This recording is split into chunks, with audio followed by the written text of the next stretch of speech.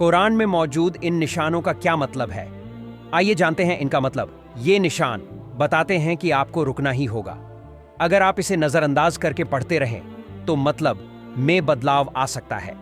ये निशान बताते हैं कि बेहतर यही है कि आप जारी रखें, हालांकि अगर आप रुकना चाहें तो कोई हर्ज नहीं। ये निशान बताते हैं कि बेहतर यही है कि आप यहां रुक जाएं। रुकने से अर्थ ज्यादा स्पष्ट हो जाता है। जीम का निशान बताता है कि यह 50-50 मामला है। आप रुक भी सकते हैं और जारी भी रख सकते हैं। ला का निशान बताता है कि यहां आपको तिलावत रोकनी नहीं चाहिए।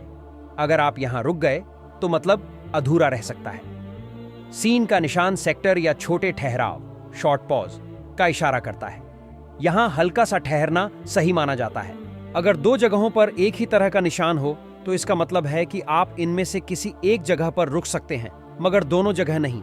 यह निशान बताता है कि यह किसी सूरह चैप्टर का एक 8वां हिस्सा पूरा हो गया है। अगर यह निशान देखें तो यहां आपको सजदा, सुजूद करना चाहिए। यह सजदा तिलावत का हिस्सा होता है।